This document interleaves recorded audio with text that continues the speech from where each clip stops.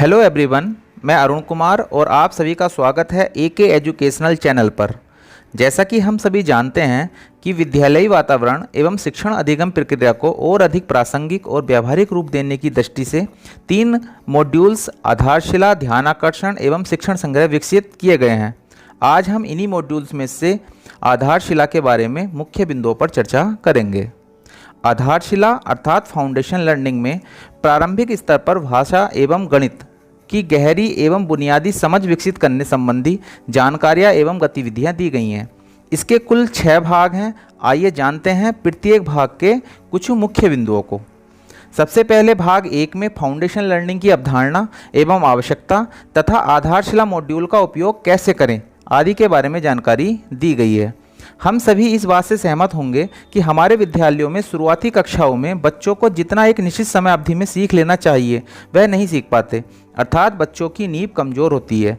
इसके लिए सत्र के प्रारंभ में 50 दिवसीय लगभग 2 माह के फाउंडेशन शिविर का आयोजन करना होगा, जिसमें कक्षा 1 से 8 तक के सभी बच्चों का आरंभिक परीक्षण किया जाएगा। परीक्षण के आधार पर उन बच्चों को जिन्हें कक्षा 1-2 के स्तर के लर्निंग आउटकम पर आधारित शिक्षण किए जाने की आवश्यकता है, उन्हें पढ़ाना होगा। लर्निंग आउटकम से तात्पर्य उन सभी वांछित दक्षताओं से है जो बच्चों को प्राप्त हो जानी चाहिए। इन्हें हम सीखने का प्रतिफल अथवा अपेक्षित दक्षताएं भी कह सकते हैं।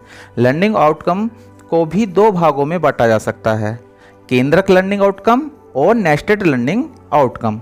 केंद्रक लर्निंग आउटकम व्यापक दृष्टिकोण पर आधारित होते हैं, जबकि नेस्टेड लर्निंग आउटकम के अंतर्गत उप लर्निंग आउटकम होते हैं जिनके आधार पर शिक्षक कक्षा शिक्षण करते हैं। जैसा कि एक उदाहरण के माध्यम से आप देख सकते हैं, इसमें भाषा और गणित के एक लर्निंग आउटकम पर नेस्टेड आउटकम बताए गए हैं। आधारशिला शिविर के लिए लक्ष्य एवं आकलन संकेतक भी मॉड्यूल में दिए गए हैं। शिविर में होने वाली गतिविधियाँ वे इरैक आधारित हों, जिसके बारे में विस्तृत वीडियो भी इस चैनल पर बनाया गया है, आप देख सकते हैं। गतिविधियों के 4 प्रमुख प्रकार होते हैं, मौखिक, लिखित, टीएलएम आधारित, आईसीटी आधारित, तथा ये गतिविधियां 3 प्रकार से कराई जा सकती हैं, एकल, छोटे समूह में और बड़े समूहों में। इस प्रकार 12 मैट्रिक्स गतिविधियां हो सकती हैं।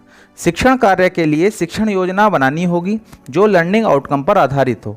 शिक्षण योजना बनाने के संदर्भ में भी आप चैनल की प्लेलिस्ट में जाकर वीडियो देख सकते हैं। आधारशिला की समय सारणी भी मॉड्यूल में दी गई है। आइए चलते हैं भाग 2 की ओर।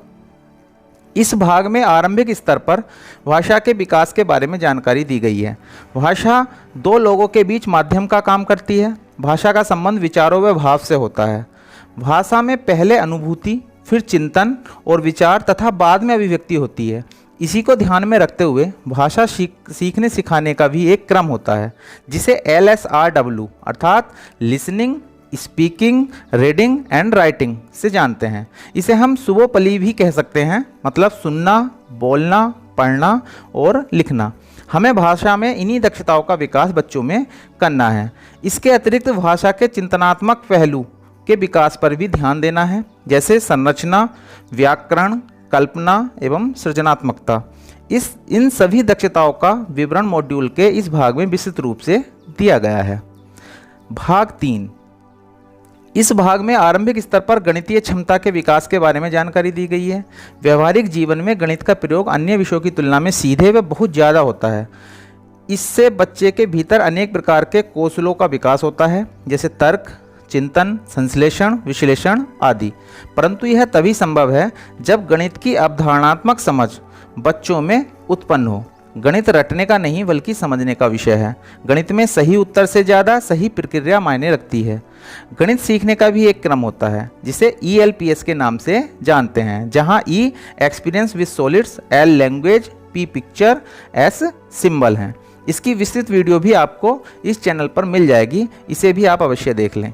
प्रारंभिक स्तर पर बच्चों की संख्या पूर्व अवधारणा, संख्या बोध, गणितीय संक्रियाएं जैसे जोड़, घटा, गुणा, भाग, मापन, ज्यामितीय आकृतियों की समझ जैसी गणितीय दक्षताओं का विकास पर फोकस होना चाहिए। इस भाग में इन्हीं सब बिंदुओं पर चर्चा व बहुत सारी गतिविधियां दी गई हैं, जिनका प्रयोग आधारशिला शिविर में कर सकते हैं। भाग 4, इस भाग में कक्षा 3, 4 एवं 5 में भाषा, गणित व ईवीएस विषयों के कौशल विकास के तरीके एवं गतिविधियां दर्शाई गई हैं। इस भाग के अंतर्गत इन 3 विषयों से संबंधित लर्निंग आउटकम व ERAC आधारित गतिविधियां दी गई हैं। भाग 5, इस भाग में आरंभिक स्तर पर आकलन एवं मूल्यांकन के बारे में बताया गया है। किसी भी प्रक्रिया की प्रगति को जांचने के लिए आकलन व मूल्यांकन की आवश्यकता होती है। आकलन मुख्यतः 2 प्रकार का होता है, फॉर्मेटिव और समेटिव। फॉर्मेटिव असेसमेंट कक्षा में शिक्षण के दौरान ही किया जाता है, जबकि समेटिव असेसमेंट एक निश्चित समय अवधि का किया जाता है। आकलन के आधार पर ही मूल्यांकन भी किया जाता है।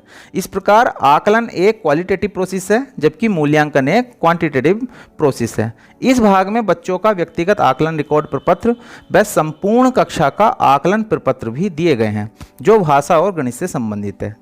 आइए चलते हैं भाग 6 की ओर। इस भाग में शिक्षक के प्रदर्शन व स्व आकलन, शैक्षिक बदलाव, स्व विकास योजना आदि के बारे में बताया गया है तथा आधारशिला शिविर से संबंधित समय सारणी, साप्ताहिक कार्य योजना, भाषा व गणित के आकलन प्रपत्र दिए गए हैं। इसके बाद इसमें मॉड्यूल पढ़ने के बाद मन में उठने वाले प्रश्न व उनके समाधान दिए गए हैं तथा बच्चों का अध्यापक के नाम पत्र, कक्षा शिक्षण के दौरान क्या करें व क्या ना करें दिया गया है तथा अंत में अब्राहम लिंकन का एक पत्र दिया गया है, जिसमें उनकी शिक्षकों से अपेक्षाएं दी हुई हैं। इस प्रकार यह मॉड्यूल समाप्त होता है। मुझे आशा है कि आप सभी शिक्षकों को आधारशिला मॉड्यूल समझ में आया होगा। यदि आपको यह वीडियो अच्छा लगा हो तो इसे लाइक व शेयर अवश्य करें तथा चैनल को सब्सक्राइब करना ना भूलें। मिलते हैं नेक्स्ट वीडियो में एक नए टॉपिक के साथ। तब तक के लिए अलविदा। धन्यवाद।